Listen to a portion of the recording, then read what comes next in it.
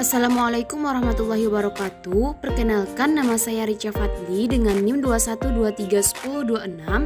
Saya dari Prodi Pendidikan IPA. Dengan dosen pengampu Rani Oktavia SPD MPD, saya akan menjelaskan tentang momentum dan impuls. Nah, sebelum kita mempelajari momentum dan impuls, pernahkah kalian melihat mobil kecil dan truk? Menurut kalian, manakah yang lebih sulit diberhentikan? Nah, untuk kita menjawab pertanyaan tersebut, mari kita mempelajari momentum dan impuls dengan semangat. Nah, sekarang kita akan masuk ke dalam konsep dalam momentum dan impuls. Perhatikanlah animasi berikut ini. Manakah yang lebih sulit dihentikan? Nah, dari video ini dapat kita lihat bahwa truk lebih susah untuk dihentikan. Mengapa demikian? Ini disebabkan karena truk memiliki massa yang lebih berat dibandingkan massa mobil. Bagaimana jika mobil melaju dengan kecepatan tinggi, sedangkan truk hanya melaju dengan kecepatan rendah? Manakah yang lebih sulit untuk dihentikan?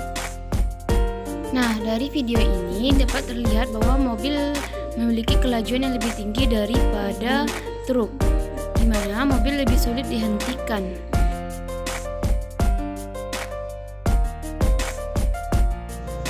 Nah, betul sekali, mobil lebih sulit dihentikan. Ini disebabkan karena mobil melaju dengan kecepatan yang lebih tinggi daripada truk. Merupakan contoh dari momentum dalam kehidupan sehari-hari. Jadi, momentum merupakan suatu ukuran kesukaran untuk memberhentikan suatu benda. Secara sistematis dapat ditulis P sama dengan M kali V. Nah, sekarang kita masuk ke materi impuls. Sebelum mempelajari impuls, perhatikanlah berikut ini. Pernahkah kalian berpikir mengapa senam lantai harus menggunakan matras? Apa yang akan terjadi jika senam lantai tidak menggunakan matras? Yang terjadi jika tidak menggunakan matras, dan tentu saja tubuh kita akan merasakan sakit. Itu disebabkan akibat singkatnya selang waktu benturan antara tubuh dengan lantai, sehingga matras berfungsi untuk menghambat selang waktu benturan tersebut agar tubuh kita tidak merasakan sakit. Peristiwa tersebut merupakan contoh penerapan impuls dalam kehidupan sehari-hari. Jadi, apa sih yang dimaksud dengan impuls itu? Impuls merupakan gaya yang diberikan dalam selang waktu tertentu. Jika gaya ini biasanya berlangsung dengan sangat singkat sehingga dikenal dengan sebutan gaya impulsif. Secara sistematis ditulis sebagai hasil perkalian gaya dan perubahan waktu atau selang waktu.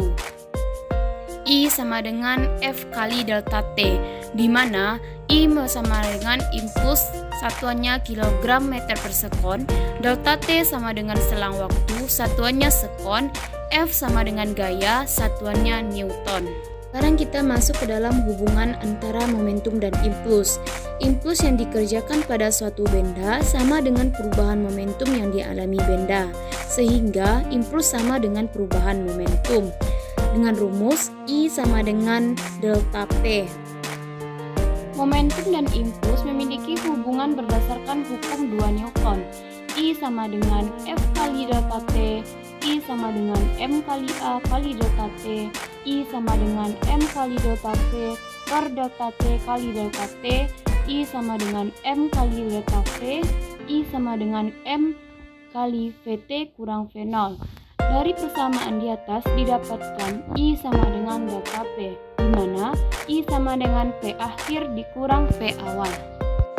Selanjutnya kita masuk ke dalam hukum kekekalan momentum.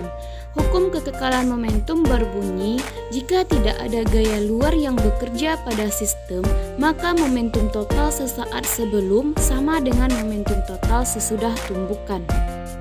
Dengan rumus M1 dikali V1 ditambah M2 dikali V2 sama dengan M1 dikali V1 absen ditambah M2 dikali V2 absen.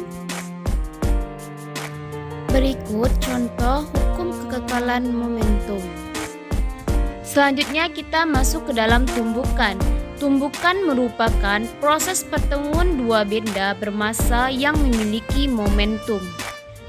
Tumbukan terbagi menjadi tiga. Yang pertama, tumbukan lenting sempurna atau elastis.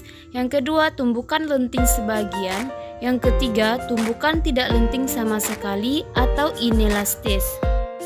Tumbukan lenting sempurna atau elastis, yaitu tidak ada energi yang hilang selama tumbukan. Jumlah energi kinetik kedua benda sebelum dan sesudah tumbukan sama, dan nilai koefisien restitusinya sama dengan 1. Contoh tumbukan lenting sempurna. Tumbukan lenting sebagian. Pada tumbukan lenting sebagian, hukum kekekalan energi kinetik tidak berlaku karena tidak ada perubahan jumlah energi kinetik sebelum dan sesudah tumbukan. Pada saat setelah tumbukan terjadi ada sebagian energi kinetik yang hilang. Berikut contoh dari tumbukan lenting sebagian. Tumbukan tak lenting sama sekali, terjadi pengurangan energi sehingga hukum kekekalan energi kinetik tidak berlaku pada tumbukan tidak lenting sama sekali. Jumlah energi kinetik benda sebelum tumbukan lebih besar dari jumlah energi kinetik benda sesudah tumbukan. Berikut contoh tumbukan tak lenting sama sekali. Terima kasih telah menonton video ini, semoga bermanfaat dan dapat memahami materi tentang momentum dan impuls. Sekian, terima kasih. Assalamualaikum warahmatullahi wabarakatuh.